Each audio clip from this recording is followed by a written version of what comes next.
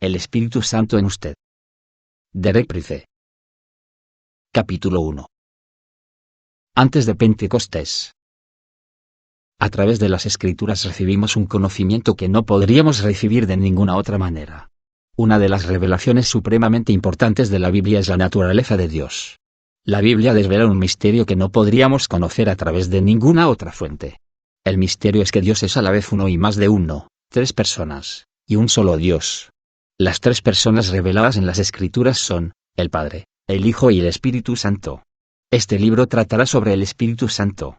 Una de las revelaciones más profundas y distintivas de toda la Biblia es la de la persona y obra del Espíritu Santo. Lo primero que debemos entender es que el Espíritu Santo es él mismo una persona, tanto como el Padre y el Hijo. Debido a los paralelismos humanos, es relativamente fácil para nosotros darnos cuenta de que Dios Padre es una persona y que Dios Hijo es una persona, pero no siempre es fácil ver que Dios Espíritu Santo es una persona. Dios llena el cielo y la tierra. No hay un sitio donde Dios no esté. A través del Espíritu Santo, Dios lo sabe todo. No hay nada oculto ante Dios y, a través del Espíritu Santo, Dios está presente en todo lugar al mismo tiempo. Estas dos características están representadas por los términos teológicos omnisciencia y omnipresencia respectivamente. Esto se despliega en varios pasajes de las Escrituras, como por ejemplo en Jeremías, donde el Señor dijo, ¿soy acaso Dios solo de cerca? ¿No soy Dios también de lejos? Signo de interrogación afirma el Señor. ¿Podrá el hombre hallar un escondite donde yo no pueda encontrarlo? Signo de interrogación afirma el Señor. ¿Acaso no soy yo el que llena los cielos y la tierra? Signo de interrogación afirma el Señor. Jeremías 23 2.23-24. Dios llena el cielo y la tierra, y no hay un solo sitio donde Dios no esté. No hay un lugar donde las cosas ocurran sin que Dios lo sepa. Esto está revelado de una forma muy bella en los versículos iniciales del Salmo 139. Señor, tú me examinas, tú me conoces.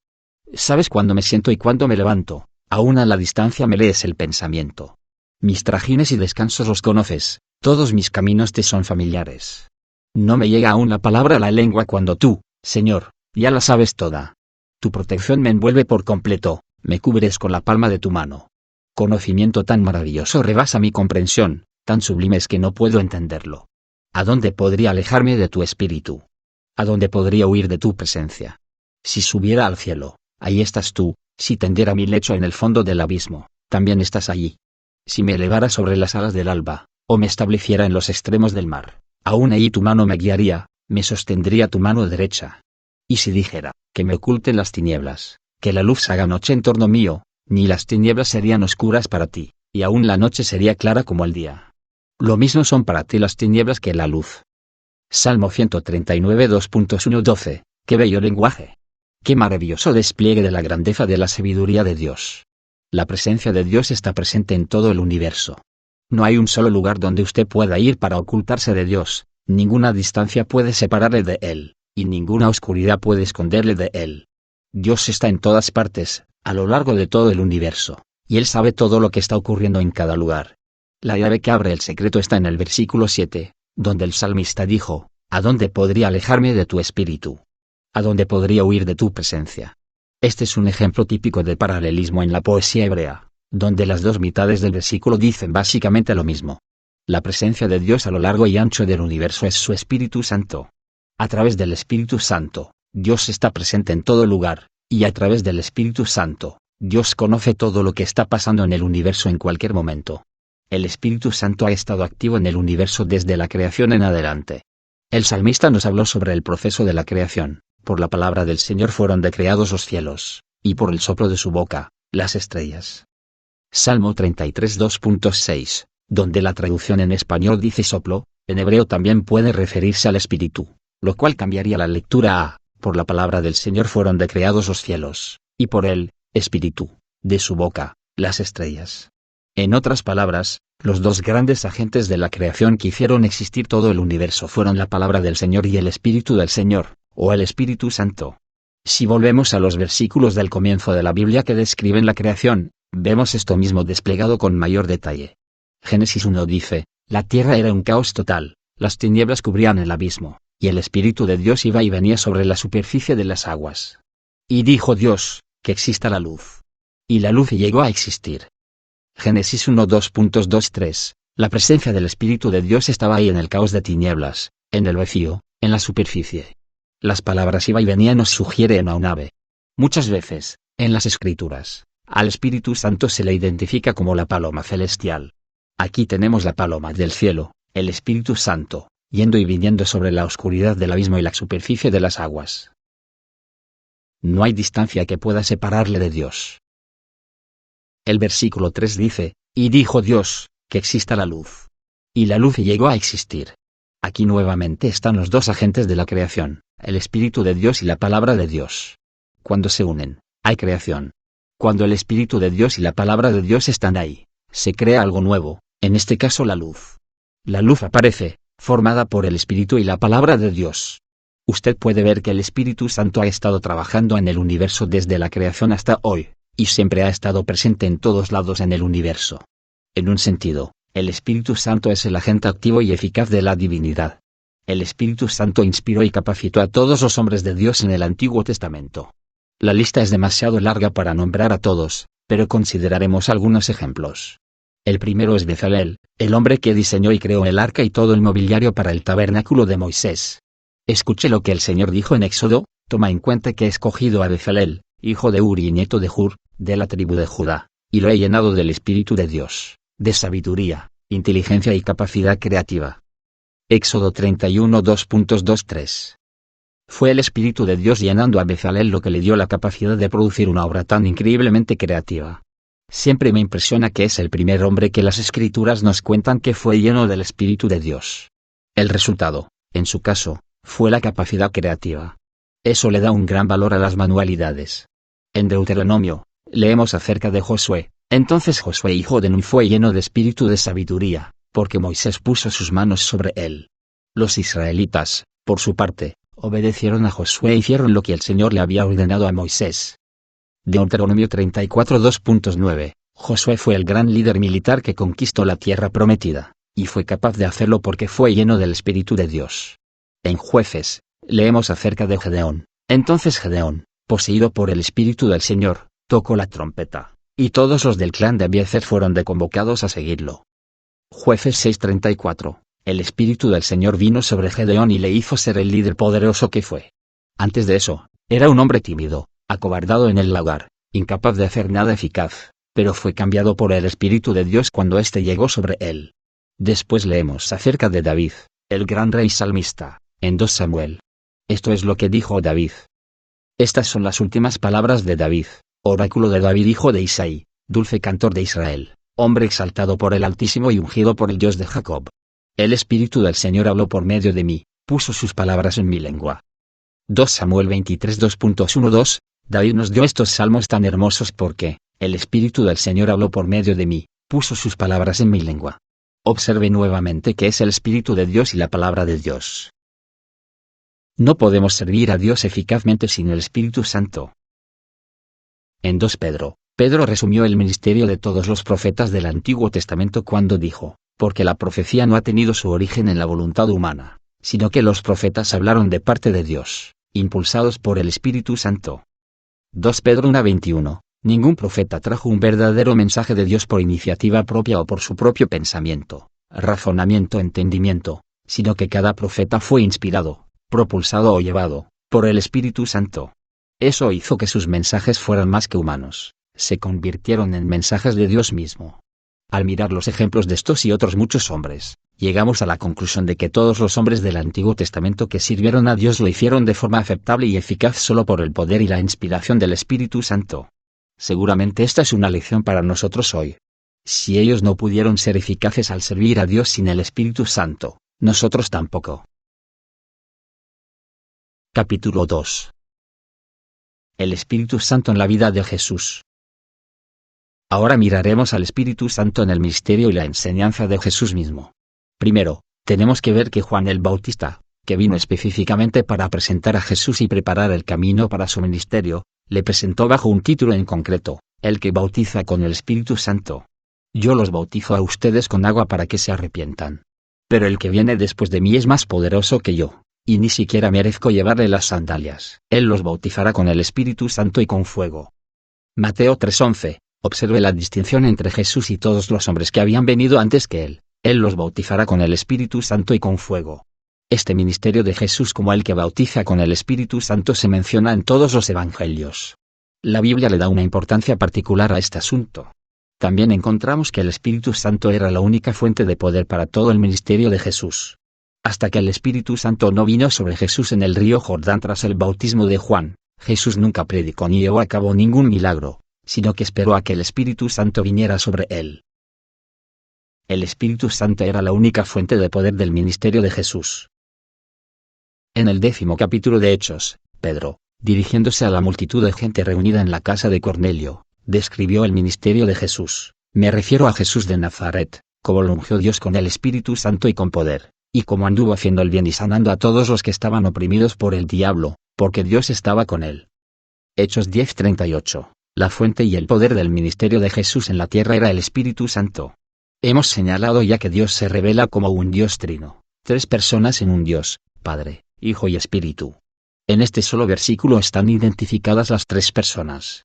Dios Padre ungió a Jesús Hijo con el Espíritu Santo. El resultado del Dios completo en acción a nivel de la humanidad fue la sanidad, y como anduvo haciendo el bien y sanando a todos los que estaban oprimidos por el diablo. Este es el secreto y la fuente del ministerio de Jesús. Incluso tras la resurrección, Jesús aún dependió del Espíritu Santo. Este es un dato a destacar. En el primer capítulo de Hechos, Lucas comenzó con estas palabras: estimado Teófilo, en mi primer libro me refería a todo lo que Jesús comenzó a hacer y enseñar hasta el día en que fue llevado al cielo, luego de darles instrucciones por medio del Espíritu Santo a los apóstoles que había escogido. Hechos 1:2.12, Lucas estaba hablando sobre el ministerio de Jesús durante los 40 días entre su resurrección y su ascensión. Dice que Jesús les dio instrucciones a sus apóstoles a través del Espíritu Santo. Jesús es nuestro patrón de total dependencia del Espíritu Santo. Él confió en el Espíritu Santo como el poder para sus milagros y su enseñanza, y no hizo nada separado del Espíritu Santo. El reto del ministerio de Jesús es también un reto para nosotros, para que dependamos del Espíritu Santo como Él lo hizo. Jesús no solo se movió en el poder del Espíritu Santo a lo largo de su ministerio, sino que también prometió que sus discípulos recibirían el mismo Espíritu Santo que le había capacitado e inspirado a Él. En Juan 7 leemos: en el último día, el más solemne de la fiesta, Jesús se puso de pie y exclamó: si alguno tiene sed, que venga a mí y beba. De aquel que cree en mí, como dice la Escritura, brotarán ríos de agua viva. Con esto se refería al Espíritu que habrían de recibir más tarde los que creyeran en Él. Hasta ese momento el Espíritu no había sido dado, porque Jesús no había sido glorificado todavía. Juan 7:2.37-39, aquí tenemos un contraste tremendamente drástico. Primero se nos presenta una persona sedienta, si alguno tiene sed. Luego, a través de la llegada y morada del Espíritu Santo, esa misma persona que estaba sedienta y sin tener para él mismo se convierte en un canal para unos ríos de agua viva. Ya no tiene necesidad, sino que ahora es una fuente para satisfacer a otros a través del Espíritu Santo. Para cada creyente, el Espíritu Santo será un recurso ilimitado.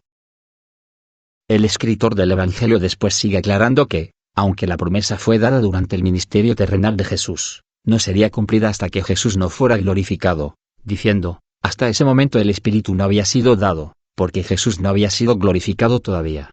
Para cada creyente, el Espíritu Santo ha de ser un recurso ilimitado.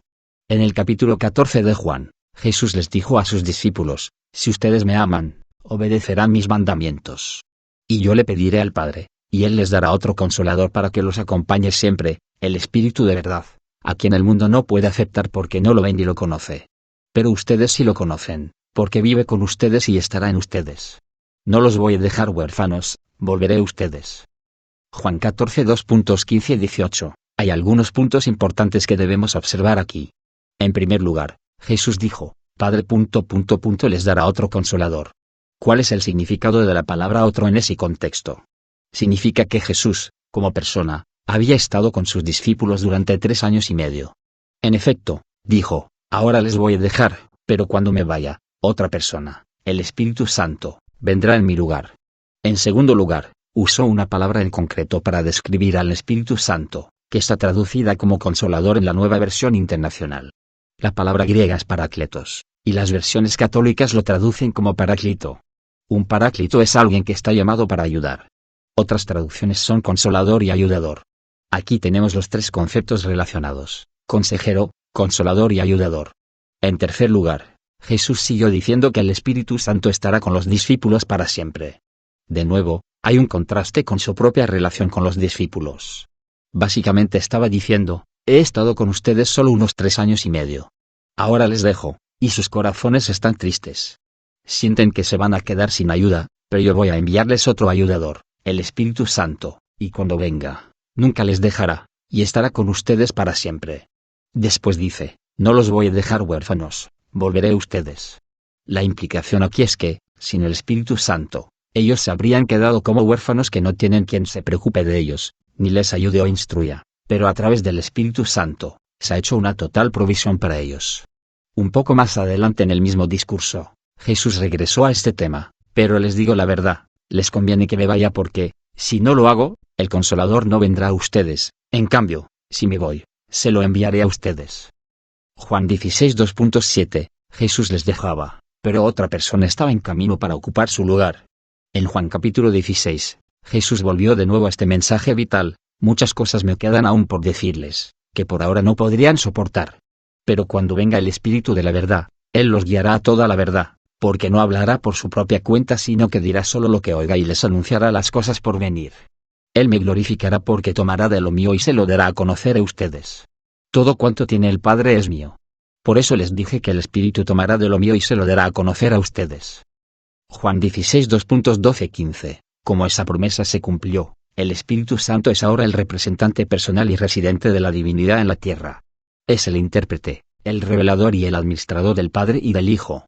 Jesús dijo que el Espíritu tomará de lo mío y se lo dará a conocer a ustedes. Pero añadió de lo mío, porque todo cuanto tiene el Padre es mío. El Espíritu Santo es entonces el intérprete, revelador y administrador de todo lo que tienen el Padre y el Hijo, todo queda revelado, interpretado y administrado por el Espíritu Santo. Capítulo 3. Lo que ocurrió en Pentecostés. Recuerde que Juan el Bautista presentó a Jesús como el que bautiza en el Espíritu Santo. Fue su peculiar presentación para Israel. En segundo lugar, el Espíritu Santo era la fuente de poder de todo el ministerio y enseñanza de Jesús. Jesús dependía totalmente del Espíritu Santo. En tercer lugar, Jesús les prometió a sus discípulos que cuando Él fuera tomado al cielo, enviaría al Espíritu Santo en su lugar como su representante personal para ser su paraclito, consejero, consolador o ayudador, alguien llamado a ayudarles. Ahora queremos considerar el cumplimiento de esta promesa que hizo Jesús. En particular, examinaremos eso nuevo y tan maravilloso que ocurrió cuando descendió el Espíritu Santo en el día de Pentecostés. Como ocurre con muchas de las promesas de la Biblia, esta promesa del Espíritu Santo no se cumplió del todo de una sola vez, sino que se cumplió en fases. La primera fase ocurrió en lo que llamamos el Domingo de Resurrección, que fue el día de la resurrección de Jesús. En el capítulo 20 de Juan, encontramos, al atardecer de aquel primer día de la semana, estando reunidos los discípulos a puerta cerrada por temor a los judíos, entró Jesús y, poniéndose en medio de ellos, los saludó. Signo de exclamación abierta: la paz sea con ustedes. Dicho esto, les mostró las manos y el costado. Al ver al Señor, los discípulos se alegraron. Signo de exclamación abierta: la paz sea con ustedes, repitió Jesús. Como el Padre me envió a mí, así yo los envío a ustedes. Acto seguido, sopló sobre ellos y les dijo: reciban el Espíritu Santo. Juan 22.19-22, el versículo 22 dice algo importante. La palabra griega para espíritu, pneuma, también significa soplo o aire. Este acto de soplar sobre ellos estaba relacionado con las palabras que Jesús habló, sopló sobre ellos y les dijo: reciban el soplo santo, énfasis añadido. Creo que esta fue una de las fases más críticas y decisivas de todo el desarrollo del propósito de Dios de la redención. ¿Qué ocurrió en este dramático momento? Primero, en ese momento, esos primeros discípulos entraron en lo que yo llamaría la salvación del Nuevo Testamento. En Romanos, Pablo asentó los requisitos básicos de la salvación, que si confiesas con tu boca que Jesús es el Señor, y crees en tu corazón que Dios lo levantó de entre los muertos, serás salvo. Romanos 10:2.9. Juan 22.19-22 fue el primer momento en que los discípulos realmente creyeron que Dios resucitó a Jesús de los muertos. Hasta ese momento, no podían entrar en la salvación como está presentada en el Nuevo Testamento. En el momento en que confesaron a Jesús como su Señor y creyeron que Dios le había resucitado de los muertos, fueron salvos según el concepto de salvación del Nuevo Testamento. Pasamos de la vieja creación a la nueva a través del soplo del aliento de Dios. Lo segundo que ocurrió fue que los discípulos fueron regenerados, o nacidos de nuevo, convirtiéndose en nuevas criaturas. Cada uno de ellos pasó de la vieja creación a la nueva a través del soplo del aliento de Dios. Para entender esto, debemos mirar atrás a la descripción de la creación original del hombre en Génesis, y Dios el Señor formó al hombre del polvo de la tierra, y sopló en su nariz hálito de vida, y el hombre se convirtió en un ser viviente. Génesis 2:2.7. La primera creación del hombre ocurrió cuando Dios sopló hálito de vida, el Espíritu de vida o el Espíritu Santo, en esa figura de barro que estaba en la tierra. El soplo del aliento de Dios, el Espíritu Santo, transformó esa figura de barro en un ser viviente. El pasaje de Juan, sin embargo, habla de la nueva creación descrita por Pablo en 2 Corintios 5:17. Por lo tanto, si alguno está en Cristo, es una nueva creación. Hay un paralelismo directo entre la primera creación y la nueva creación. En la nueva creación, Jesús es el Señor resucitado y el Salvador que ha vencido al pecado, la muerte, el infierno y Satanás. Habiendo hecho esto, se apareció a sus discípulos y sopló en ellos el hálito de vida resucitada.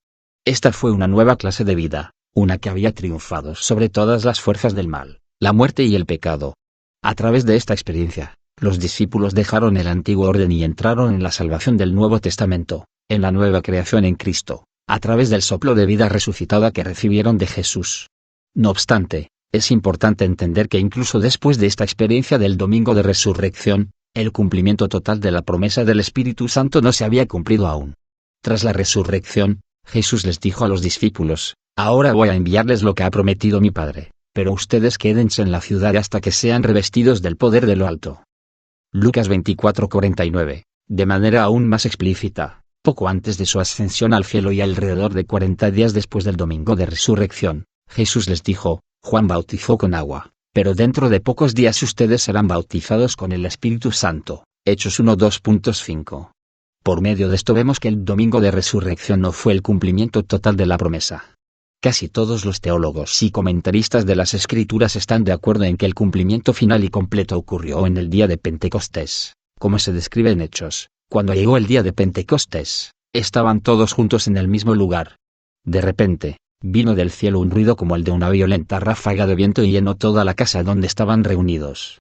Se les aparecieron entonces unas lenguas como de fuego que se repartieron y se posaron sobre cada uno de ellos.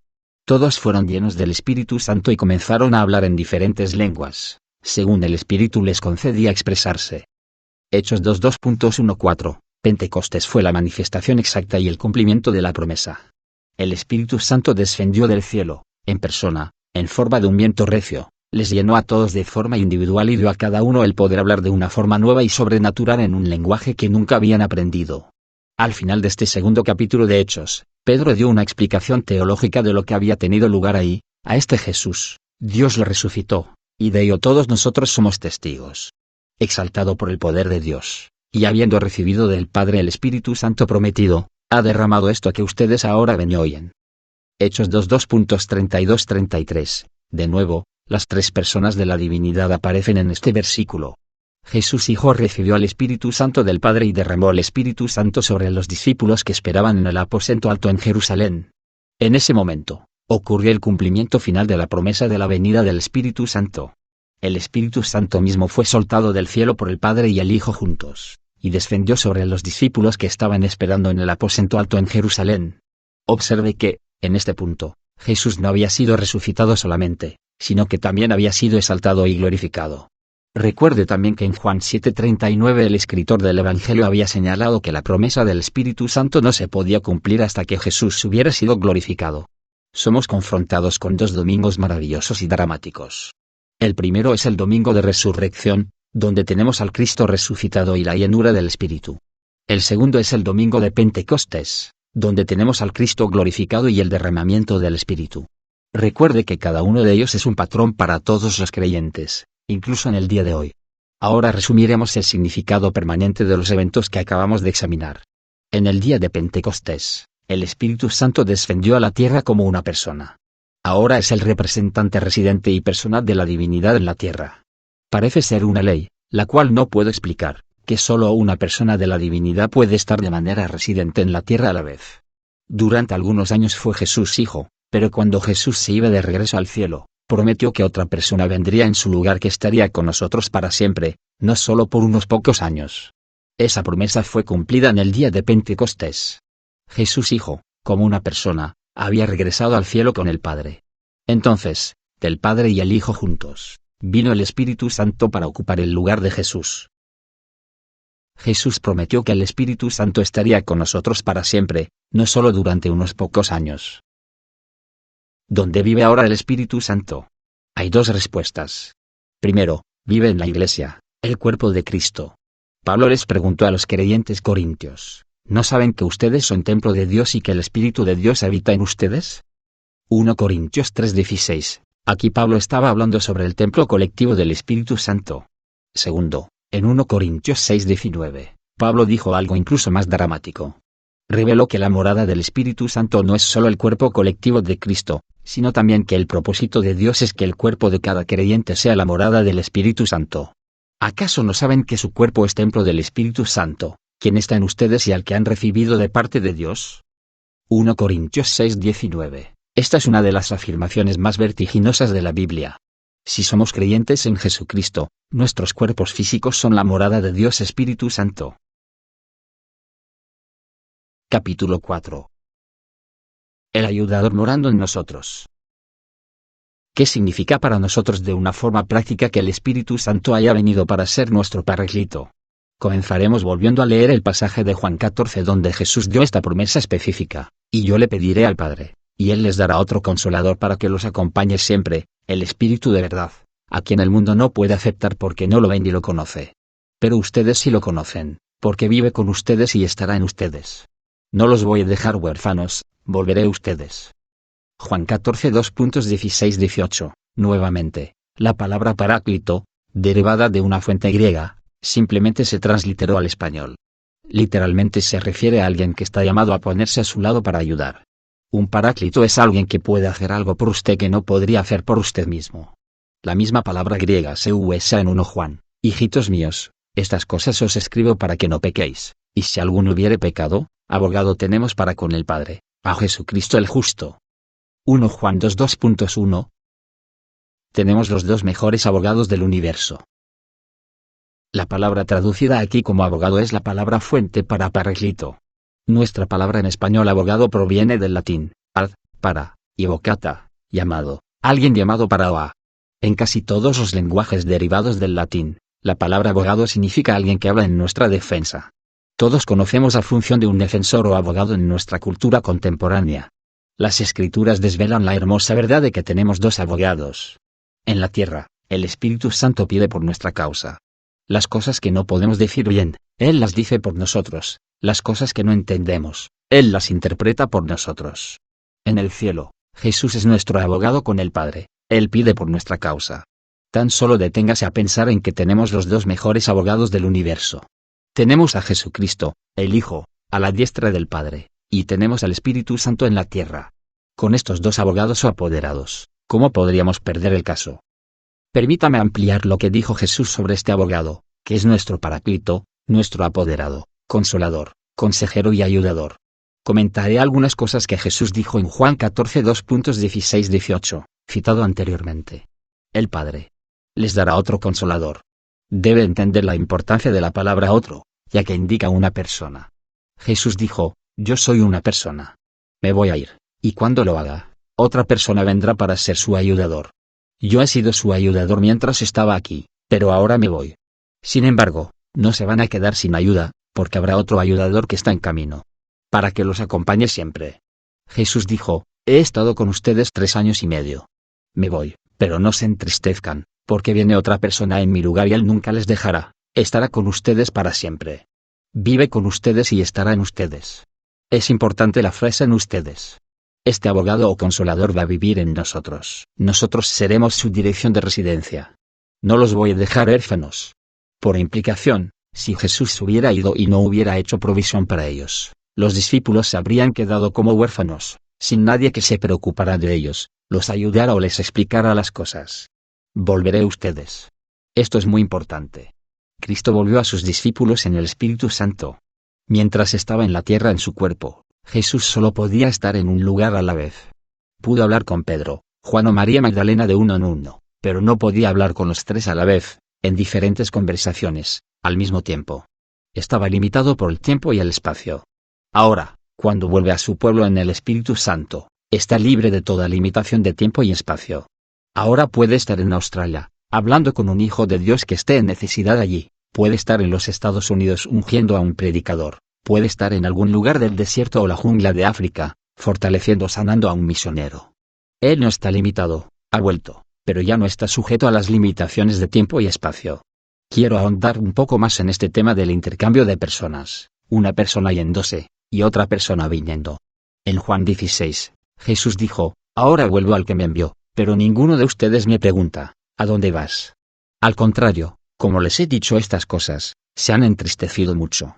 Pero les digo la verdad, les conviene que me vaya porque, si no lo hago, el Consolador no vendrá a ustedes, en cambio, si me voy, se lo enviaré a ustedes. Juan 16 2.57, este es un lenguaje muy claro. Mientras esté con ustedes, en persona, en la tierra, dijo Jesús, el Espíritu Santo tiene que quedarse en el cielo, como persona. Pero si yo me voy como persona, entonces enviaré a otra persona en mi lugar, el Espíritu Santo. Es un intercambio de personas divinas. Durante un tiempo el Hijo como persona estuvo en la tierra, después regresó al cielo con su ministerio terminado. En su lugar vino el Espíritu Santo, otra persona divina, para continuar el ministerio que Jesús había empezado.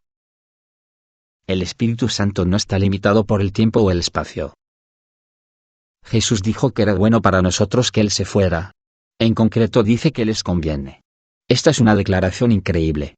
Estamos mejor con Jesús en el cielo y con el Espíritu Santo en la tierra de lo que estaríamos con Jesús en la tierra y el Espíritu Santo en el cielo. Pocas personas se dan cuenta de eso. Los cristianos siempre dicen, si hubiera vivido en los días en que Jesús estaba en la tierra. Pero Jesús dijo, están mejor ahora. Conmigo en el cielo y el Espíritu Santo en la tierra, tienen más de lo que tenían los que caminaron conmigo en la tierra. Permítame interpretar esto a la luz de la experiencia de los primeros discípulos. Observe lo que ocurrió inmediatamente después de que el Espíritu Santo viniera. Se produjeron 3 resultados inmediatos. Primero, ellos entendieron el plan de Dios y el ministerio de Jesús mucho mejor de lo que lo habían entendido nunca mientras Jesús estuvo en la tierra. Es un hecho destacar que hubieran sido tan lentos y limitados en su entendimiento, pero en el momento en que llegó el Espíritu Santo, tuvieron una comprensión totalmente diferente del ministerio y el mensaje de Jesús. Segundo, se hicieron extremadamente valientes. Incluso después de la resurrección, seguían aún escondiéndose tras las puertas, echando los cerrojos por temor a los judíos. No estaban dispuestos a levantarse y predicar y proclamar la verdad, ni estaban equipados. Sin embargo, en el momento en que vino el Espíritu Santo, eso cambió. Pedro les contó con valentía y sin rodeos a los judíos en Jerusalén toda la historia de Jesús y les echó en cara el hecho de su crucifixión. Véase Hechos 2:22-36. Tercero, tuvieron confirmaciones sobrenaturales. En el momento en que llegó el Espíritu Santo, comenzaron a producirse milagros. Fue como si Jesús hubiera vuelto con ellos en persona, porque Jesús dijo, cuando el Espíritu Santo vuelva, yo volveré con él. Estaré con ustedes, y no les dejaré huérfanos. Capítulo 5. Revelación de la Palabra de Dios. El Espíritu Santo nos ayuda, consuela y suple nuestras necesidades de formas muy concretas. La primera forma que consideraremos es la revelación de la Palabra de Dios. El Espíritu Santo es el revelador e intérprete de la Palabra de Dios. En Juan 14, Jesús les dijo a sus discípulos, todo esto lo digo ahora que estoy con ustedes. Pero el Consolador, el Espíritu Santo, a quien el Padre enviará en mi nombre, les enseñará todas las cosas y les hará recordar todo lo que les he dicho. Juan 14 2.25-26. Hay 2 funciones del Espíritu Santo mencionadas en el versículo 26 que son importantes. Él nos hará recordar y nos enseñará. Iba a hacer recordar a los discípulos todo lo que Jesús les había enseñado. Entiendo que esto significa que la narración de los apóstoles en el Nuevo Testamento no está sujeta a la fragilidad de la memoria humana, sino que es inspirada por el Espíritu Santo. Puede que los discípulos no recordaran con total exactitud algunas cosas, pero aquello que debían recordar, el Espíritu Santo mismo lo trajo a su memoria. El Espíritu Santo nos ayuda, consuela y suple nuestras necesidades de formas concretas. Sin embargo, Él no solo se ocupó del pasado, sino que también se ocupó del futuro. Les enseñó todo lo que tenían que aprender, y eso nos ocurre también hoy día. Él es nuestro Maestro aquí en la tierra. Jesús fue el gran Maestro mientras estuvo aquí en la tierra, pero ahora le ha entregado la tarea al Espíritu Santo, su representante personal. No importa lo que necesitemos saber sobre la palabra de Dios, el Espíritu Santo está aquí para enseñarnos. Esto situó a los discípulos al nivel de los profetas del Antiguo Testamento. Con relación a los profetas, Pedro escribió, porque la profecía no ha tenido su origen en la voluntad humana, sino que los profetas hablaron de parte de Dios, impulsados por el Espíritu Santo. 2 Pedro 1:21. La exactitud y la autoridad de los profetas del Antiguo Testamento eran las del Espíritu Santo mismo. Él era el responsable de lo que decían cuando vino a morar en ellos. Les inspiró y les guió, pero esto ocurre también con los escritos del Nuevo Testamento. Jesús se aseguró de que el Espíritu Santo les recordara a los discípulos todo lo que él dijo y les enseñara todo lo que necesitaban saber aún. El Espíritu Santo es el verdadero autor de las Escrituras, tanto del Antiguo como del Nuevo Testamento. Pablo afirmó esto con mucha claridad en 2 Timoteo, toda la Escritura es inspirada por Dios y útil para enseñar, para reprender, para corregir y para instruir en la justicia. 2 Timoteo 3:16, la Nueva Versión Internacional usa la palabra inspirada, la cual indica la actividad del Espíritu Santo. El Espíritu Santo es el que sopló toda la Escritura a través de los canales humanos por los que vino la Escritura.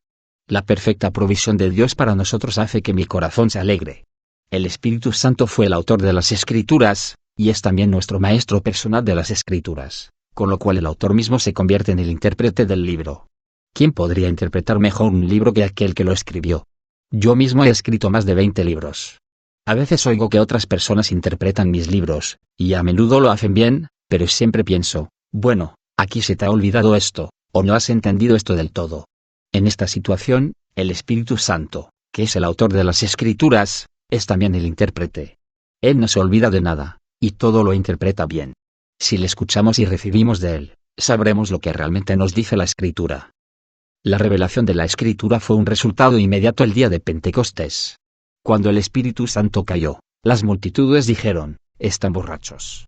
Pero Pedro se levantó y dijo, estos no están borrachos, como suponen ustedes. Apenas son las 9 de la mañana. En realidad lo que pasa es lo que anunció el profeta Joel.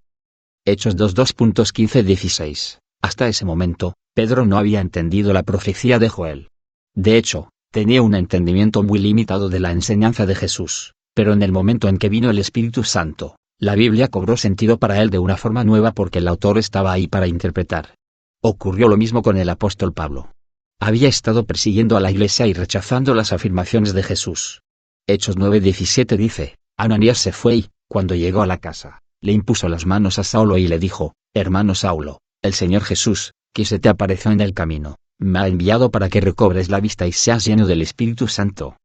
Hechos 9:17. Inmediatamente después de eso, Pablo comenzó a predicar en las sinagogas diciendo que Jesús era el Hijo de Dios, lo mismo que había estado negando hasta entonces. Cuando el Espíritu Santo vino sobre él, tuvo un entendimiento totalmente distinto. Fue como la transición de las tinieblas a la luz.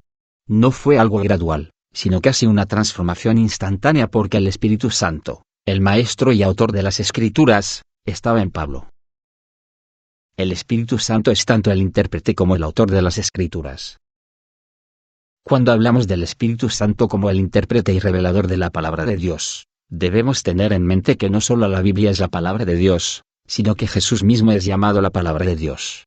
En el primer capítulo de Juan, leemos de Jesús, en el principio ya existía el Verbo, y el Verbo estaba con Dios, y el Verbo era Dios. Juan 1:2.1. En este versículo Jesús es llamado 3 veces el Verbo. Más adelante, en el mismo capítulo, leemos, y el Verbo se hizo hombre y habitó entre nosotros. Y hemos contemplado su gloria, la gloria que corresponde al Hijo unigénito del Padre, lleno de gracia y de verdad. Versículo 14. La Biblia, la Escritura, es la palabra escrita de Dios, y Jesús es la palabra de Dios personal. Por supuesto, lo maravilloso es que están en total armonía y acuerdo. El Espíritu Santo no solo revela e interpreta la palabra escrita de Dios, sino que también revela e interpreta la palabra personal de Dios, Jesús. Esto es lo que dijo Jesús sobre el Espíritu Santo. Muchas cosas me quedan aún por decirles, que por ahora no podrían soportar. Pero cuando venga el Espíritu de la verdad, Él los guiará a toda la verdad, porque no hablará por su propia cuenta sino que dirá solo lo que oiga y les anunciará las cosas por venir. Él me glorificará porque tomará de lo mío y se lo dará a conocer a ustedes. Todo cuanto tiene el Padre es mío. Por eso les dije que el Espíritu tomará de lo mío y se lo dará a conocer a ustedes. Juan 16:2.12-15. El versículo 12 nos dice que Jesús no intentó decirlo todo porque confiaba en el Espíritu Santo y sabía que el Espíritu Santo estaba de camino. Después explicó lo que haría el Espíritu Santo cuando viniera. El Espíritu Santo toma lo que le pertenece a Jesús y nos lo da a conocer. Glorifica a Jesús por nosotros. Él revela a Jesús en su gloria, en su totalidad. El Espíritu Santo nos desvela cada aspecto de la naturaleza, carácter y ministerio de Jesús. Es muy interesante notar que una vez que el Espíritu Santo descendió sobre los apóstoles y los discípulos en el día de Pentecostés en Jerusalén, nunca más tuvieron dudas sobre dónde estaba Jesús. Sabían que estaba en la gloria a la diestra del Padre. El Espíritu Santo había glorificado a Jesús para los discípulos. Había tomado las cosas de Cristo, en las Escrituras, en sus memorias y en sus contactos con Jesús, y se las había revelado a los discípulos. El Espíritu Santo revela y glorifica a Jesús, y también administra todas las riquezas del Padre y del Hijo porque todo lo que tiene el Padre le ha sido entregado al Hijo, y todo lo que el Hijo tiene, el Espíritu Santo lo administra. En otras palabras, toda la riqueza de la divinidad la administra el Espíritu Santo. No es de extrañar que no tengamos que ser huérfanos cuando Él es nuestro administrador y toda la riqueza de Dios está a su disposición. Capítulo 6. Levantado a un plano sobrenatural. La siguiente consecuencia principal de la venida del Espíritu Santo es que somos levantados a un plano de vida sobrenatural. Hay dos versículos extremadamente interesantes en Hebreos que describen a los cristianos según el estándar del Nuevo Testamento, aquellos que han sido una vez iluminados, que han saboreado el don celestial, que han tenido parte en el Espíritu Santo y que han experimentado la buena palabra de Dios y los poderes del mundo venidero. Hebreos 6:2.4-5, aquí se enumeran 5 cosas sobre los creyentes del Nuevo Testamento. Primero, han sido iluminados. Segundo, han saboreado el don celestial, que creo que es el don de la vida eterna en Jesús. Tercero, han tenido parte en el Espíritu Santo, o han sido participantes del Espíritu Santo. Cuarto, han experimentado la buena palabra de Dios, esto es, la palabra de Dios se ha convertido en algo vivo y real para ellos. Quinto, han experimentado los poderes del mundo venidero. A través del Espíritu Santo podemos experimentar el mundo venidero. Como cristianos, creemos que funcionaremos de una forma totalmente diferente en el mundo venidero. Seremos liberados de muchas de las limitaciones de nuestros cuerpos físicos, porque Dios nos dará diferentes tipos de cuerpos y estilos de vida totalmente diferentes. Pero muchos cristianos no se dan cuenta de que, a través del Espíritu Santo, podemos saborear un poco de este estilo de vida ahora mismo en esta vida. Podemos saborear los poderes del mundo venidero. Solo podemos probarlos, no apropiarnos de ellos totalmente, aunque podemos conocer un poco más cómo será la próxima vida durante esta vida. Pablo usó una frase muy interesante en relación con esto. En su carta a la iglesia de Éfeso, escribió a los creyentes: en él también vosotros, habiendo oído la palabra de verdad, el evangelio de vuestra salvación, y habiendo creído en él, fuisteis sellados con el Espíritu Santo de la promesa, que es las arras de nuestra herencia hasta la redención de la posesión adquirida, para alabanza de su gloria. Efesios 1:2.13-14, la palabra arras es una palabra fascinante. El Espíritu Santo es las arras de Dios en nosotros, ahora mismo, para el mundo venidero. He realizado un estudio de la palabra que se usa aquí. En el griego, es la palabra rabón, que realmente es una palabra hebrea. Hace años, probablemente alrededor del año 1946, mientras vivía en Jerusalén, tuve una experiencia muy interesante que ilustró para mí de manera hermosa el significado de la palabra rabón arras. Mi primera esposa y yo fuimos a la ciudad antigua para comprar algún material para hacer cortinas para nuestro nuevo hogar. Vimos el material que queríamos, preguntamos el precio, digamos que era $1 el metro, y le dijimos al dependiente que queríamos 50 metros. Le dije al hombre, eso es lo que queremos, y me dijo el precio, $50. Bien, le dije, no traigo $50 ahora mismo. Aquí tiene $10 como arras. Me quedo con el material, apártemelo, y no se lo venda a nadie más, que yo volveré con el resto del dinero y me llevaré las cortinas. Pues bien, eso es lo que significa la palabra arrabón. El Espíritu Santo es las arras del Señor en nosotros. Él hace un anticipo de la vida del mundo venidero en nosotros ahora mismo dándonos al Espíritu Santo. Cuando recibimos ese anticipo, somos como esas cortinas, hemos sido apartados y no nos pueden vender a ningún otro. Es la garantía de que Él volverá con el resto para completar la compra. Por eso Pablo habló sobre tener unas arras hasta la redención de la posesión adquirida. Ya le pertenecemos, pero solo hemos recibido el anticipo, el pago completo está por realizarse. El Espíritu Santo es el anticipo de nuestra vida en Dios en el siglo venidero. Esta vida sobrenatural se extiende a cada área de nuestra experiencia. Quiero citar un pasaje de mi libro Purposes of Pentecost, Propósitos de Pentecostés, que enfatiza esto. En ese libro escribí lo siguiente: si estudiamos el Nuevo Testamento con una mente abierta, nos sentimos forzados a reconocer que toda la vida y experiencia de los primeros cristianos estaba impregnada en cada aspecto por lo sobrenatural. Las experiencias sobrenaturales no eran algo incidental o adicional, eran una parte integral de toda su vida como cristianos. Sus oraciones eran sobrenaturales, su predicación era sobrenatural, eran guiados sobrenaturalmente, capacitados sobrenaturalmente, transportados sobrenaturalmente, protegidos sobrenaturalmente. Quite lo sobrenatural del libro de Hechos y se quedará con algo carente de significado o coherencia. Desde la venida del Espíritu Santo en Hechos 2 en adelante, es imposible encontrar un solo capítulo en el cual lo sobrenatural no desempeñe una parte esencial. En el relato del ministerio de Pablo en Éfeso, encontramos una expresión llamativa y que nos hace pensar: Dios hacía milagros extraordinarios por medio de Pablo. Hechos 19:11, considere las implicaciones de la frase milagros extraordinarios. El griego se podría traducir de un modo un tanto libre como milagros de una clase que no ocurren todos los días. Los milagros eran algo diario en la iglesia primitiva. Normalmente no causaban una sorpresa o un comentario especial, pero los milagros llevados a cabo aquí en Éfeso a través del ministerio de Pablo eran tales que la iglesia primitiva los vio como dignos de especial mención. ¿En cuántas iglesias hoy encontraríamos la ocasión de usar la frase milagros de una clase que no ocurren todos los días? ¿En cuántas iglesias en la actualidad ocurren milagros alguna vez, y mucho menos todos los días? Un área en que lo sobrenatural se manifestó particularmente en las vidas de los primeros cristianos era en la dirección sobrenatural que recibían del Espíritu Santo. En Hechos 16, leemos sobre Pablo y sus compañeros en su segundo viaje misionero. Estaban en lo que llamamos Asia Menor actualmente, y la Escritura dice: ya que el Espíritu Santo les había impedido que predicaran la palabra en la provincia de Asia... intentaron pasar a Bitinia, pero el Espíritu de Jesús, o Jesús a través del Espíritu Santo, no se lo permitió. Hechos 16 2.67, entonces intentaron ir hacia el oeste, y el Espíritu Santo no les dejó. Luego intentaron ir al noroeste, y el Espíritu Santo dijo: no. El pasaje continúa: entonces, pasando de largo por Misia, bajaron a Troas. Durante la noche Pablo tuvo una visión en la que un hombre de Macedonia, puesto de pie, le rogaba: pasa a Macedonia y ayúdanos. Después de que Pablo tuvo la visión, enseguida nos preparamos para partir hacia Macedonia, convencidos de que Dios nos había llamado a anunciar el Evangelio a los macedonios.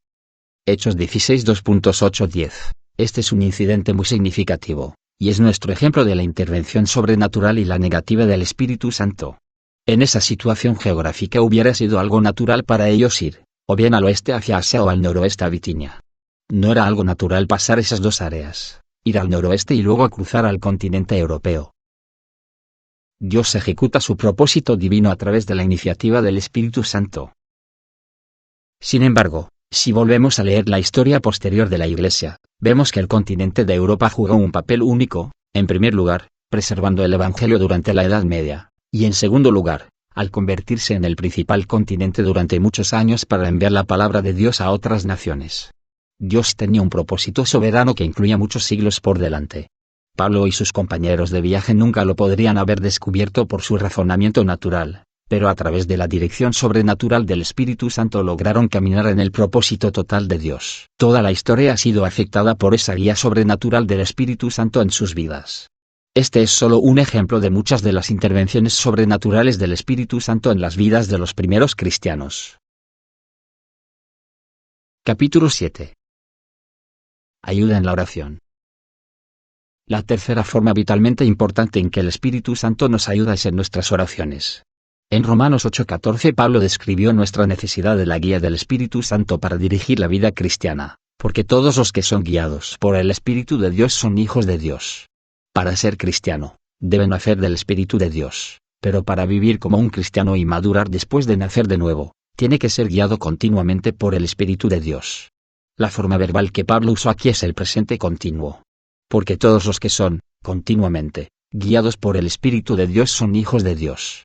Ya no son más bebés, sino hijos e hijas maduros.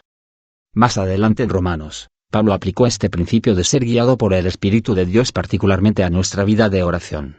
Enfatizó la necesidad de la guía del Espíritu Santo para orar correctamente. Asimismo, en nuestra debilidad el Espíritu acude a ayudarnos. No sabemos qué pedir, pero el Espíritu mismo intercede por nosotros con gemidos que no pueden expresarse con palabras. Y Dios, que examina los corazones, sabe cuál es la intención del Espíritu, porque el Espíritu intercede por los creyentes conforme a la voluntad de Dios. Romanos 8, 2.26-27. Pablo habló aquí sobre una debilidad que todos tenemos. No es una debilidad física, sino una debilidad de la mente y el entendimiento. No sabemos por qué cosas hemos de orar, y no sabemos cómo orar. No sabemos por qué cosas orar, y no sabemos cómo orar. A menudo he desafiado a congregaciones pidiendo a la gente que alce sus manos si siempre han sabido por qué cosas orar y cómo orar. Ni una sola vez nadie se ha atrevido a levantar su mano ante esta pregunta. Creo que todos somos lo suficientemente honestos para reconocer que cuando queremos orar, a menudo no sabemos por qué cosas orar. A veces, incluso creyendo que sabemos por qué orar, no sabemos cómo orar por ello. Pablo llamó a esto nuestra debilidad. Pero nos dijo que Dios envía a su Espíritu Santo para ayudarnos en esa debilidad, para saber por qué orar y cómo orar por ello. En cierto sentido, el lenguaje de Pablo sugiere que el Espíritu Santo se mueve y hace la oración a través de nosotros. La clave para orar de forma eficaz es aprender a identificarnos tanto con el Espíritu Santo que podamos someternos a Él. Así podemos dejarle que nos guíe, dirija, inspire, fortalezca, y muchas veces incluso que ore a través de nosotros. El Nuevo Testamento revela muchas formas en que el Espíritu Santo puede ayudarnos, y a continuación enumeraré unas cuantas. La primera forma la podemos ver en estos versículos de Romanos 8, 2.26-27. Pablo dijo, el Espíritu mismo intercede por nosotros con gemidos que no pueden expresarse con palabras. Yo llamaría esto intercesión, que es uno de los puntos elevados de la vida cristiana. Después habló sobre gemidos que no pueden expresarse con palabras. Nuestras mentes finitas y limitadas no tienen las palabras para orar aquello por lo que se necesita orar. Por tanto, una de las formas en que el Espíritu Santo viene a ayudarnos es orando a través de nosotros con gemidos que no se pueden expresar con palabras. Esta es una experiencia muy sagrada, un esfuerzo espiritual que termina en un nacimiento espiritual. Isaías alude a esto, sin embargo, Sión dio a luz sus hijos cuando apenas comenzaban sus dolores. Isaías 66, 2.8. No se puede producir ninguna reproducción espiritual real en la iglesia sin un esfuerzo espiritual en oración. Cuando Sión apenas comenzaba a tener dolores, dio a luz a sus hijos. Pablo confirma esto en Gálatas, queridos hijos, por quienes vuelvo a sufrir dolores de parto hasta que Cristo sea formado en ustedes. Gálatas 4:19, Pablo les había predicado a estas personas y se habían convertido, pero para que se convirtieran en lo que tenían que ser, Pablo reconoció que se necesitaba algo más que predicaciones. Tuvo que hacer oraciones de intercesión. Describió que la oración de intercesión es como los dolores de parto, o como vimos anteriormente, gemidos que no pueden expresarse con palabras. Una segunda forma en que el Espíritu Santo nos ayuda en la oración es iluminando nuestra mente. Aquí no ora realmente a través de nosotros como hemos visto, pero nos muestra en nuestra mente aquello por lo que necesitamos orar y cómo hemos de hacerlo. Hay dos pasajes de las epístolas que hablan sobre la obra del Espíritu Santo en nuestra mente. En Romanos leemos, no se amolden al mundo actual, sino sean transformados mediante la renovación de su mente. Así podrán comprobar cuál es la voluntad de Dios, buena, agradable y perfecta. Romanos 12, 2.2. Solo una mente renovada puede conocer la voluntad de Dios, incluso en lo tocante a la oración. El capítulo 4 de Efesios dice, ser renovados en la actitud de su mente. Efesios 4:23, el Espíritu Santo es quien renueva nuestra mente. Cuando el Espíritu Santo viene y renueva nuestra mente, comenzamos a entender la voluntad de Dios, y comenzamos a saber cómo orar de acuerdo a la voluntad de Dios. Esta segunda manera en que el Espíritu Santo nos ayuda es renovando nuestra mente, iluminándola y revelándonos cómo orar. La tercera forma en que el Espíritu Santo nos ayuda es poniendo las palabras correctas en nuestra boca, a menudo de forma inesperada. Siempre que me refiero a esto, pienso en un incidente que tuve con mi primera esposa. Estábamos en Dinamarca, su país de origen, a finales de octubre. Nos íbamos al día siguiente para pasar todo el mes de noviembre en Inglaterra. Yo soy inglés, así que sé que el mes de noviembre en Inglaterra es frío, sombrío, brumoso y cubierto de neblinas. Mientras orábamos el día antes de salir para Inglaterra, oí que Lidia decía, danos un buen clima durante todo el tiempo que estemos en Inglaterra. Casi me caigo de la cama donde estábamos sentados orando. Después, cuando le pregunté si sabía lo que había pedido, Lidia contestó, no me acuerdo. Esa fue una prueba inequívoca para mí de que era el Espíritu Santo. El Espíritu Santo pone las palabras correctas en nuestra boca. Bueno, dije yo, le has pedido a Dios que nos dé un buen clima todo el tiempo que estemos en Inglaterra, y sabes cómo es Inglaterra en noviembre. Ella simplemente se encogió de hombros. Pasamos todo el mes de noviembre en Inglaterra, y no tuvimos ni un solo día de frío y lluvia. Fue como una buena primavera. Cuando nos fuimos a finales de noviembre, le dije a las personas que nos fueron a dejar al aeropuerto, cuidado, porque cuando nos vayamos el tiempo va a cambiar. Y vaya si cambió. Esa fue una oración que el Espíritu Santo puso en la boca de Lidia. Era lo que el Señor quería que ella orase en ese momento.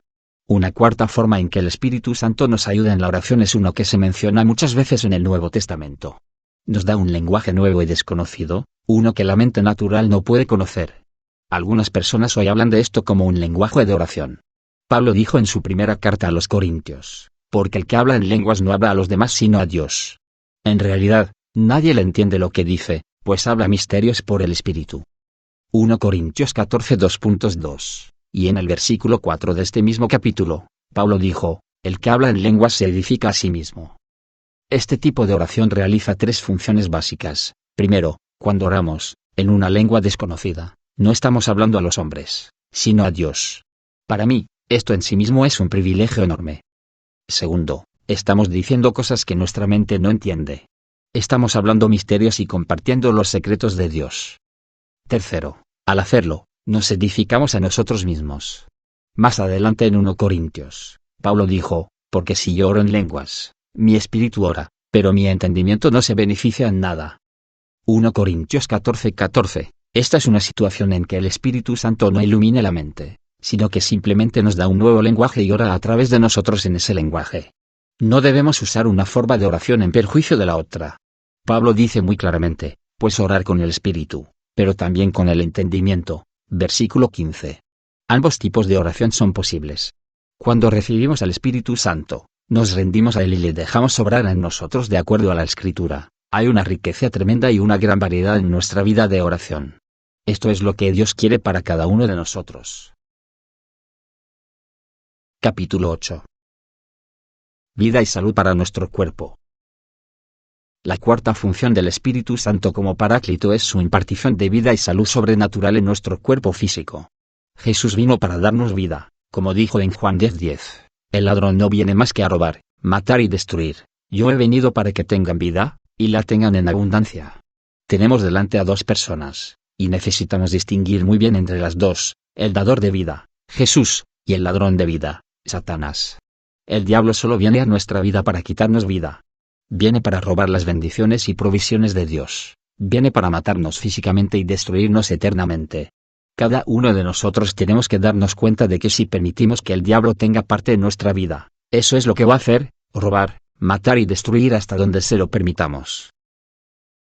Rechazar al Espíritu Santo es rechazar la vida divina que Jesús vino a darnos.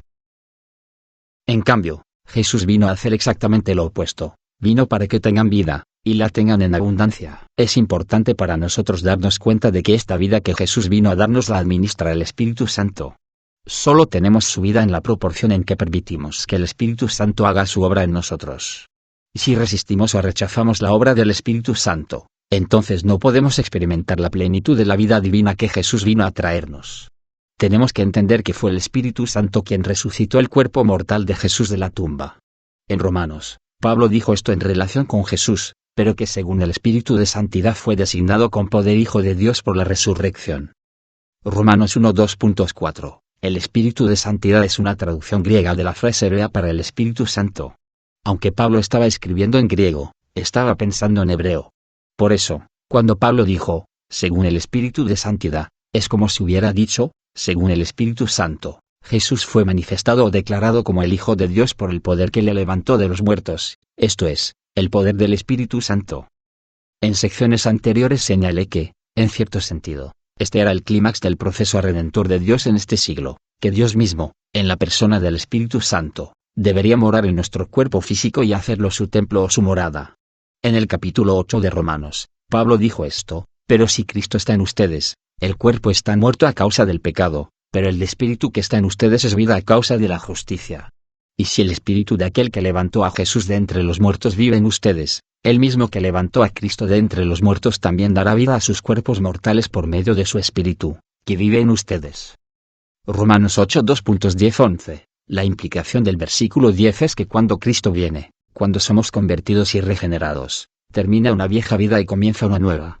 La vida vieja y carnal se termina, y nuestro espíritu despierta con la vida de Dios. Después Pablo siguió diciendo, en el versículo 11, lo que significa esto para nuestro cuerpo físico. De manera muy clara, la misma persona, el mismo poder que resucitó el cuerpo de Jesús de la tumba ahora mora y habita en el cuerpo de cada creyente entregado, e imparte a cada cuerpo mortal el mismo tipo de vida que impartió al cuerpo mortal de Jesús y el mismo tipo de poder que le resucitó con un cuerpo eterno. Este proceso de impartir vida divina a nuestro cuerpo no será consumado hasta la resurrección general de los muertos. Es importante entender que ahora no tenemos cuerpos de resurrección, pero lo que sí tenemos es vida de resurrección en nuestros cuerpos mortales. Pablo explicó aún más, en diferentes pasajes, que esta vida de resurrección en nuestro cuerpo mortal puede atender todas las necesidades físicas de nuestro cuerpo hasta el momento en que Dios separe el espíritu del cuerpo y nos llame a casa. Debemos entender cómo fueron formados nuestros cuerpos al principio, porque todo tiene que ver. Génesis dice, y Dios el Señor formó al hombre del polvo de la tierra, y sopló en su nariz hálito de vida, y el hombre se convirtió en un ser viviente. Génesis 2.7, ¿qué fue lo que produjo el cuerpo físico del hombre? Fue el Espíritu de Dios que nos fue dado lo que transformó un pedazo de barro en un ser humano viviente con todos los milagros y maravillas de un cuerpo humano en funcionamiento. El Espíritu Santo en un principio trajo a la existencia el cuerpo físico. Lo único que tiene sentido es que sea Él quien lo sustente. Es algo muy lógico que todos los cristianos deberían ver. La sanidad divina y la salud divina son lógicas a la luz de la Escritura. Tenemos vida de resurrección en nuestros cuerpos mortales. Por ejemplo, si se le estropea el reloj, usted no lo lleva al zapatero, sino que lo lleva al relojero. Ahora aplique este mismo razonamiento, si su cuerpo se estropea, ¿dónde lo lleva? En mi opinión, lo lógico es llevarlo al que hizo el cuerpo, y ese es el Espíritu Santo. Aquí, en Estados Unidos, estamos familiarizados con la frase, carrocería de Fisher, la cual vemos en los chasis o carrocerías de muchos de nuestros autos más comunes. Cuando veo a un cristiano, digo, carrocería del Espíritu Santo. Es Él quien le dio su cuerpo, el que sostiene su cuerpo y el que da poder a su cuerpo. El testimonio de Pablo es impresionante. En 2 Corintios dijo, he trabajado más arduamente, he sido encarcelado más veces, he recibido los azotes más severos, he estado en peligro de muerte repetidas veces. 5 veces recibí de los judíos los 39 azotes. 3 veces me golpearon con varas, 1 vez me apedrearon, 3 veces naufragué, y pasé un día y una noche como náufrago en alta mar. 2 Corintios 11 2.23-25, es casi increíble que un hombre pudiera sufrir todo eso y a la vez ser tan activo, tan saludable y tan valiente. ¿Cuál era el poder que sustentaba a Pablo en todo esto? El poder del Espíritu Santo. Este es el relato del apedreamiento de Pablo en Listra. En eso llegaron de Antioquía y de Iconio unos judíos que hicieron cambiar de parecer a la multitud. Apedrearon a Pablo y lo arrastraron fuera de la ciudad, creyendo que estaba muerto. Pero cuando lo rodearon los discípulos, él se levantó y volvió a entrar en la ciudad. Al día siguiente, partió para Derbe en compañía de Bernabé. Hechos 14 2.19-20, vaya hombre.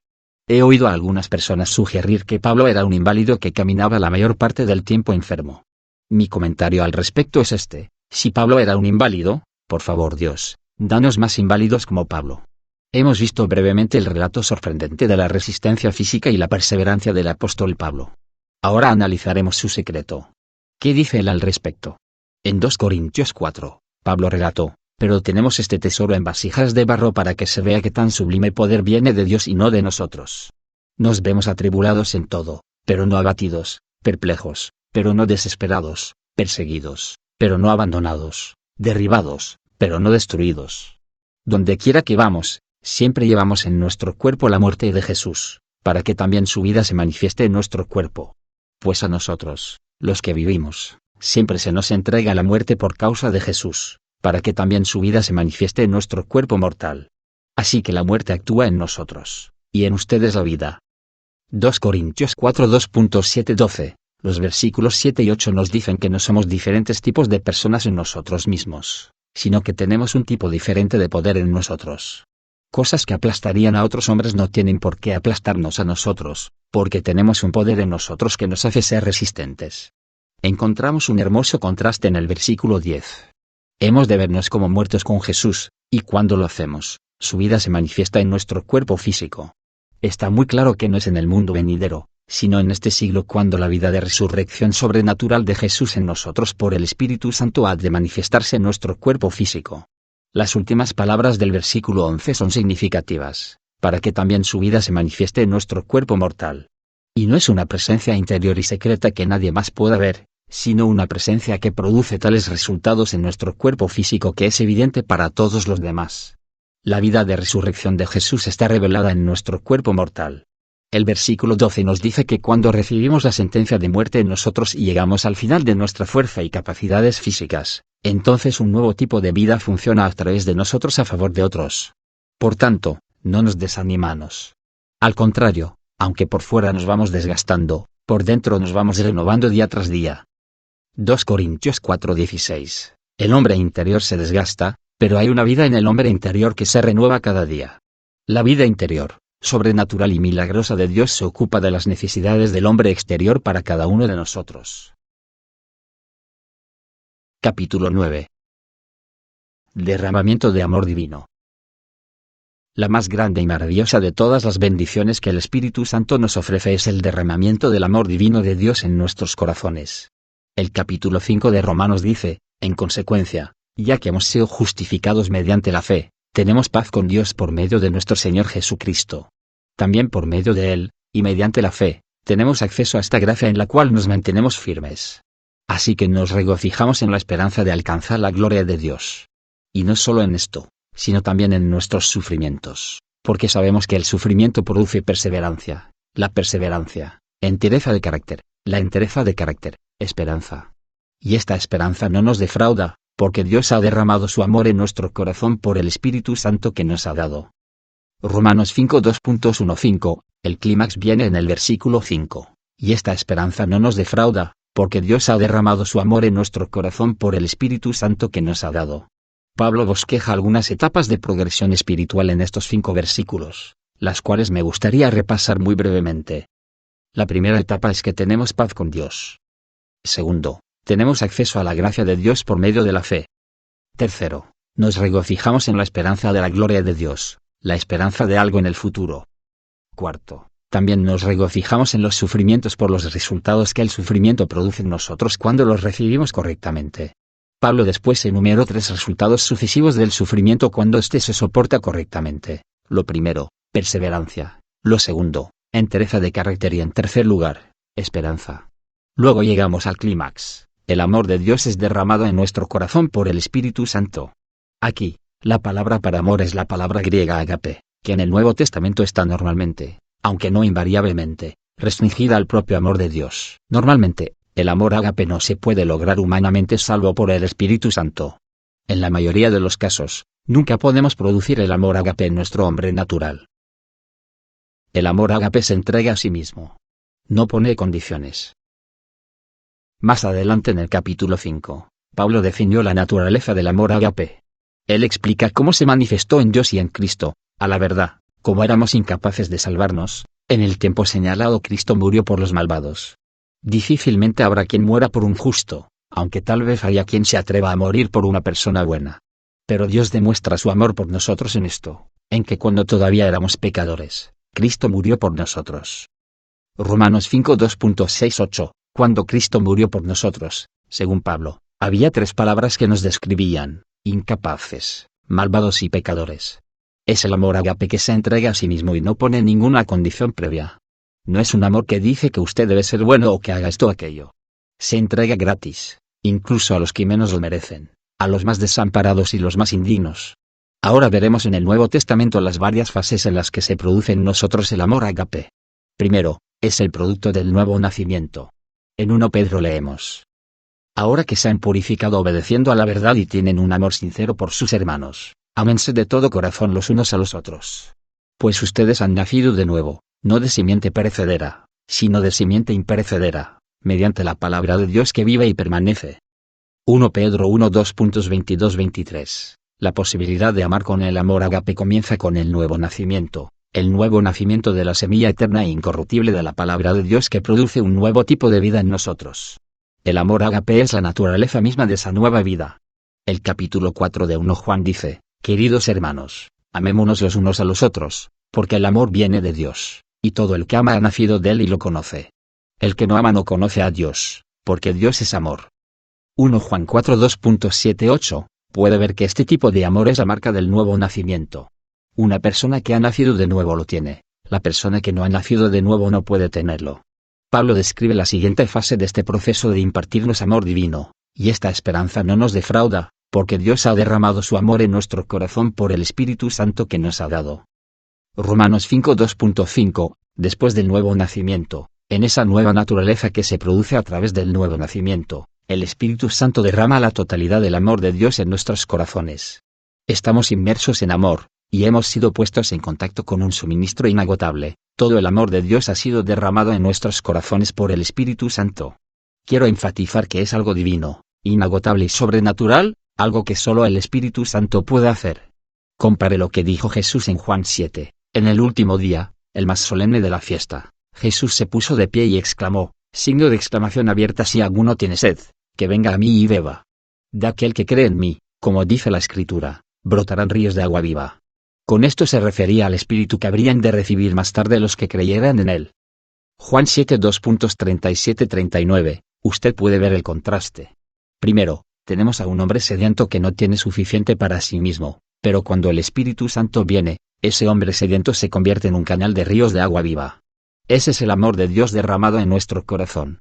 No es un amor humano, no es solo una porción del amor de Dios, sino todo el amor de Dios, y nosotros simplemente nos sumergimos en él. El amor infinito, interminable y total de Dios tiene un canal por el que fluir en nuestras vidas por el Espíritu Santo. Un hombre sediento se convierte en un canal de ríos de agua viva. Ahora veremos el famoso capítulo del amor escrito por Pablo que se encuentra en 1 Corintios. Al final del capítulo 12, dijo: ahora les voy a mostrar un camino más excelente. 1 Corintios 12:31. Ese camino más excelente está desvelado en los primeros versículos del capítulo 13, si hablo en lenguas humanas y angelicales, pero no tengo amor, no soy más que un metal que resuena o un platillo que hace ruido. Si tengo el don de profecía y entiendo todos los misterios y poseo todo conocimiento, y si tengo una fe que logra trasladar montañas, pero me falta el amor, no soy nada. Si reparto entre los pobres todo lo que poseo, y si entrego mi cuerpo para que lo consuman las llamas, pero no tengo amor, nada gano con eso. 1 Corintios 13 2.13. Es importante ver que todos los dones y manifestaciones del Espíritu Santo tienen la intención de ser canales o instrumentos del amor divino. Si no usamos esos dones y los ponemos a disposición del amor de Dios, estaremos frustrando los propósitos de Dios. Podremos tener todos los dones, pero seremos solo como un metal que resuena o un címbalo que hace ruido. No seremos nada, y no tendremos nada sin el amor divino. En el versículo 1 Pablo dijo: si hablo en lenguas humanas y angelicales, pero no tengo amor, no soy más que un metal que resuena o un platillo que hace ruido. Cuando el Espíritu Santo viene a un corazón que ha sido purificado por fe y que se ha vuelto a Dios. Más tarde, es posible secarse, perder el propósito de Dios o no hacer un buen uso de lo que Dios nos ha dado. En ese caso, ocurre lo que dijo Pablo: no soy más que un metal que resuena o un platillo que hace ruido. En efecto, dijo, yo no era así cuando lo recibí, pero a base de salirme del propósito, me he convertido en esto, y he frustrado el propósito de Dios. Compare eso con lo que dijo Pablo en 1 Timoteo: debes hacerlo así para que el amor brote de un corazón limpio, de una buena conciencia y de una fe sincera. Algunos han desviado de esa línea de conducta. 1 Timoteo 1:2.5-6. El objetivo de todo ministerio cristiano es el amor. El propósito de Dios para el cristiano es la expresión coherente del amor divino. El propósito de Dios para el cristiano es la expresión coherente del amor divino. Resumiré las tres fases de este proceso de impartición del amor de Dios hacia nosotros. La primera fase es el nuevo nacimiento. Cuando nacemos de nuevo, somos capaces de tener el amor ágape. La segunda es el derramamiento de la totalidad del amor de Dios en nuestro corazón por el Espíritu Santo que nos es dado. Los inagotables recursos de Dios quedan a nuestra disposición. Tercero, la expresión de ese amor se lleva a cabo en el diario vivir a través de la disciplina y el entrenamiento del carácter. Es aquí cuando el amor que viene de Dios queda disponible para los demás seres humanos a través de nosotros. La primera vez que vi las cataratas del Niágara, equiparé la tremenda cantidad de agua al amor de Dios cuando es derramado. Después pensé, sin embargo, su verdadero propósito no se cumple meramente en el derramamiento.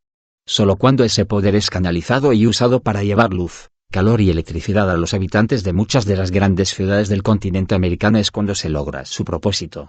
Así sucede con nosotros. Recibimos el amor de Dios cuando nacemos de nuevo, es derramado sobre nosotros por el Espíritu Santo, pero solo está disponible para otros seres humanos si es canalizado a través de nuestras vidas en disciplina y entrenamiento. Capítulo 10. ¿Cómo abrirse al Espíritu Santo? ¿Cómo podemos abrirnos al Espíritu Santo? Recibimos su llenura y a través de él recibimos todas las bendiciones prometidas. Leeremos algunos versículos que hablan de las condiciones que hemos de reunir para recibir la llenura del Espíritu Santo. Dios nos pide que cumplamos un número de aspectos esenciales. Arrepentimiento y bautismo. Hechos 2:37-38 es el final del discurso de Pedro al día de Pentecostés, y da la respuesta de la gente a su mensaje. Cuando oyeron esto, todos se sintieron profundamente conmovidos y les dijeron a Pedro y a los otros apóstoles: Hermanos, ¿qué debemos hacer?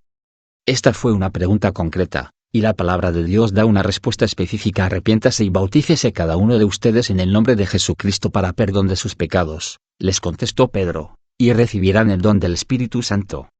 Hechos 2:37-38. Aquí tenemos la promesa, y recibirán el don del Espíritu Santo. También tenemos dos condiciones claramente expuestas: arrepiéntase y bautícese. Arrepentirse significa apartarnos sinceramente de toda pecaminosidad y rebelión y someternos sin reservas a Dios y sus requisitos. Bautizarse es llevar a cabo un mandamiento sacramento por medio del cual cada uno de nosotros queda identificado ante el mundo de manera personal y visible con Jesucristo en su muerte, sepultura y resurrección. Por tanto, hay dos requisitos básicos y principales para recibir el don del Espíritu Santo: debemos arrepentirnos y debemos bautizarnos. Pedirlo a Dios. En Lucas 11, Jesús dijo: así que yo les digo, pidan, y se les dará; busquen, y encontrarán; llamen, y se les abrirá la puerta. Porque todo el que pide, recibe; el que busca, encuentra; y al que llama, se le abre. ¿Quién de ustedes que sea padre, si su hijo le pide un pescado, le dará en cambio una serpiente? ¿O si le pide un huevo, le dará un escorpión? Pues si ustedes, aun siendo malos, saben dar cosas buenas a sus hijos, cuánto más el Padre Celestial dará el Espíritu Santo a quienes se lo pidan. Lucas 11:2.9-13. Si se lo pedimos, el Padre nos dará el Espíritu Santo. Aquí tenemos una condición muy simple pero a la vez muy importante. Jesús dijo que el Padre daría el Espíritu Santo a sus hijos si ellos se lo piden. He oído a cristianos que dicen: yo no necesito pedir el Espíritu Santo. Debo decirle que esto no es bíblico. Jesús estaba hablándoles a sus discípulos, y dijo: el Padre Celestial dará el Espíritu Santo a quienes se lo pidan. En otra parte, Jesús dijo que iría al Padre y le pediría al Padre que enviara el Espíritu Santo a sus discípulos.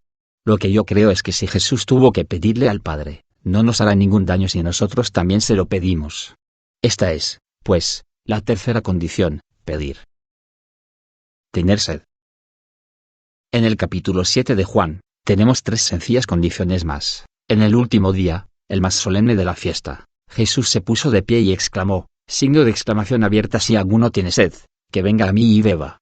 De aquel que cree en mí, como dice la Escritura, brotarán ríos de agua viva. Con esto se refería al Espíritu que habrían de recibir más tarde los que creyeran en él. Hasta ese momento el Espíritu no había sido dado, porque Jesús no había sido glorificado todavía. Juan 7:2.37-39. El autor del Evangelio deja muy claro que en este pasaje Jesús estaba hablando sobre creyentes que reciben el Espíritu Santo. Con esto en mente, veamos lo que dijo Jesús. Si alguno tiene sed, que venga a mí y beba. Estos son tres requisitos simples pero prácticos. El primero es que debemos estar sedientos. Dios no impone sus bendiciones sobre la gente que siente que no las necesita. Muchas personas nunca reciben la llenura del Espíritu Santo porque no están verdaderamente sedientos. Si cree que ya tiene todo lo que necesita, ¿por qué le iba a molestar Dios dándole más? Es muy probable que no esté haciendo el mejor uso de lo que ya tiene, así que caería bajo una condenación mayor si Dios le diera más. Esta es una condición esencial: tener sed. Estar sediento significa que usted ha reconocido que necesita más de lo que ya tiene. De hecho, la sed es uno de los deseos más fuertes del cuerpo humano. Cuando la gente está verdaderamente sedienta, no se preocupa de la comida ni de ninguna otra cosa, porque lo único que quiere es beber. Yo pasé 3 años en desiertos en el norte de África, y tengo una buena imagen de lo que significa estar sediento. Cuando un hombre está sediento, no regatea ni habla ni discute, sino que simplemente va donde está el agua. Eso es lo que Jesús estaba diciendo: usted debe estar sediento. Acudir a Jesús. Después, si está sediento, él dijo: venga a mí. Por tanto, la segunda condición es acudir a Jesús. Jesús es el que bautiza con el Espíritu Santo. Si quiere el bautismo, debe acudir a aquel que bautiza con el Espíritu Santo. Ningún ser humano bautiza con el Espíritu Santo, solo Jesús. Beber. Después él dijo que debe usted beber. Esto es tan simple que algunas personas lo pasan por alto, pero beber es recibir algo dentro de usted por una decisión de su voluntad y una respuesta física. También es parte de recibir el Espíritu Santo. Tener sed, acudir a Jesús y beber son cosas esenciales. Tener un comportamiento pasivo y decir: bueno, si Dios quiere hacerlo, que lo haga. No es beber. Beber es recibirlo en su interior de una manera activa. Rendirse. Consideremos 2 factores relevantes más, que ya hemos visto en secciones previas, en relación con nuestros cuerpos físicos. Primero, Dios ha destinado nuestro cuerpo para ser el templo del Espíritu Santo. 1 Corintios 6:19 dice: ¿acaso no saben que su cuerpo es templo del Espíritu Santo, quien está en ustedes y al que han recibido de parte de Dios? Segundo, se requiere de nosotros que ofrezcamos o rindamos a Dios las partes de nuestro cuerpo como instrumentos para su servicio. Esta es nuestra responsabilidad. El capítulo 6 de Romanos dice: no ofrezcan los miembros de su cuerpo al pecado como instrumentos de injusticia, al contrario, ofrézcanse más bien a Dios como quienes han vuelto de la muerte a la vida, presentando los miembros de su cuerpo como instrumentos de justicia. Romanos 6:13. Tenemos una responsabilidad en base a las Escrituras de ofrecer, rendir o dedicar los diferentes miembros de nuestro cuerpo físico a Dios para su servicio. Un miembro en particular que necesita el control de Dios es la lengua. Santiago lo dijo de manera muy sencilla en su epístola: pero nadie puede domar la lengua. Santiago 3:2.8. Necesitamos ayuda de Dios para controlar nuestra lengua. Necesitamos la ayuda de Dios para controlar todos los miembros de nuestro cuerpo, pero necesitamos una ayuda especial con nuestra lengua. Cuando el Espíritu Santo viene y nos llena, el primer miembro que afecta, del que toma control y utiliza para la gloria de Dios es la lengua. Si dedica tiempo a revisarlo, descubrirá que cada vez que el Nuevo Testamento habla de gente llena con Espíritu Santo llena del Espíritu Santo, el resultado más inmediato es algún tipo de declaración con su boca. Hablan, profetizan, alaban, cantan, hablan en lenguas, pero siempre es algo que involucra a la boca. Cuando acudimos a Jesús si bebemos, el resultado final será un desbordamiento, y será de su boca. Jesús se refirió a este principio de forma muy clara en Mateo 12:34, de la abundancia del corazón habla la boca. Cuando su corazón está lleno hasta rebosar, el desbordamiento ocurrirá a través de su boca con palabras. Dios quiere que no solo tenga suficiente, sino que tenga hasta rebosar. Recuerde, Él dijo: de aquel que cree en mí... brotarán ríos de agua viva, Juan 7:38. Ese es el propósito final de Dios. Los requisitos de Dios. Las siguientes son las 7 condiciones que he encontrado en la Biblia para recibir la llenura del Espíritu Santo. 1. Arrepentirse.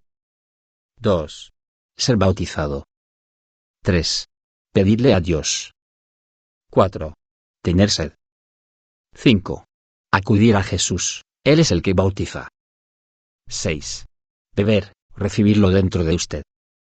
7.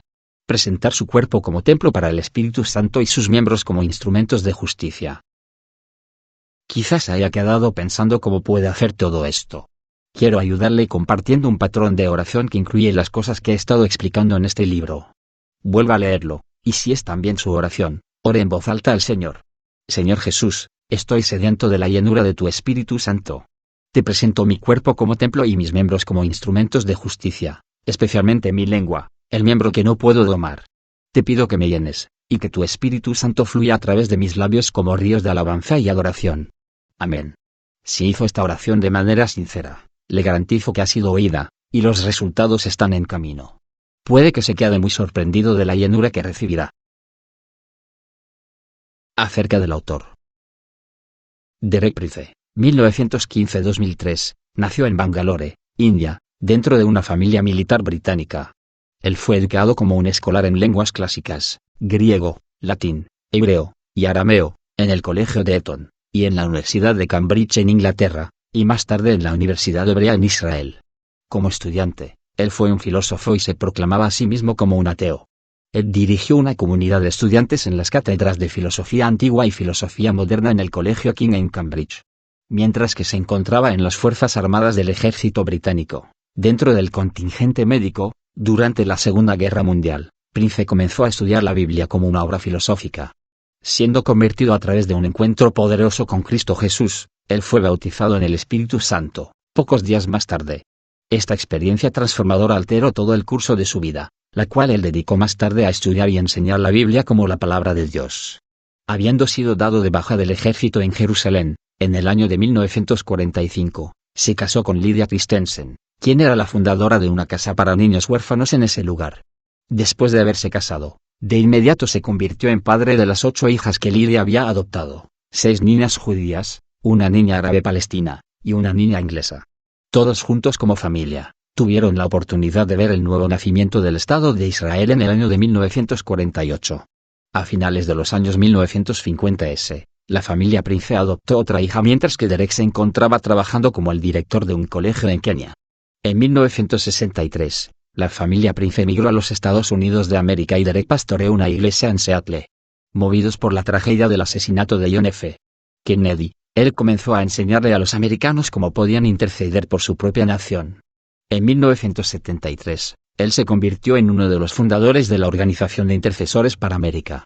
Su libro llamado Shaping History Through Prayer and Fasting, moldeando la historia a través de la oración y el ayuno, ha despertado a los cristianos alrededor de todo el mundo para que vuelvan a tomar su responsabilidad de orar por sus propios gobiernos. Muchos consideran las traducciones subterráneas de este libro como un instrumento básico en la caída de los regímenes comunistas en la Unión Soviética, Alemania Oriental y Checoslovaquia. Lydia Prince murió en 1975, y Derek se casó con Ruth Baker, una madre soltera que había adoptado 3 hijos, en 1978. Él conoció a su segunda esposa, de la misma manera como había conocido a la primera, mientras que estaba sirviendo al Señor en Jerusalén. Ruth murió en diciembre de 1998 en Jerusalén, donde ellos habían vivido desde el año de 1981. Fue solo pocos años antes de su propia muerte en el año de 2003, a la edad de 88 años, que Prince persistió en el ministerio al cual Dios lo había llamado para viajar por todo el mundo, impartiendo la verdad revelada de Dios, orando por los enfermos y afligidos, y compartiendo sus puntos de vista proféticos con relación a eventos mundiales, comparados ante la luz de las Escrituras. Él escribió más de 45 libros, los cuales han sido traducidos en más de 60 idiomas, y distribuidos por todo el mundo. Él comenzó enseñanzas en temas que nunca habían sido tocados antes, tales como las maldiciones generacionales, la importancia bíblica de Israel, y la demonología. El ministerio de Derek Prince con sus oficinas internacionales en Charlotte, estado de Carolina del Norte, sigue distribuyendo sus enseñanzas, y entrenando ministerios, líderes de iglesias, y congregaciones a través de las sucursales que tienen por todo el mundo. Su programa de radio, Keystone Successful Living, claves para vivir exitosamente, conocido ahora como Derek Prince Legacy Radio, legado de la radio de Derek Prince, comenzó en el año de 1979, y ha sido traducido a más de una docena de idiomas. Se estima que las enseñanzas de la Biblia de Derek Prince, claras, interdenominacionales, que en ninguna forma son sectarias, han alcanzado más de la mitad del globo terrestre. Reconocido internacionalmente como un erudito de la Biblia y como un patriarca espiritual, Derek Prince ha establecido un ministerio de enseñanza que abarcó 6 continentes y que duró más de 60 años. En el año 2002, él dijo: "Es mi deseo, y yo creo que es el deseo del Señor, que este ministerio continúe esta obra, la cual Dios comenzó a través de mí hace más de 60 años, y que lo haga, hasta que Jesús regrese otra vez".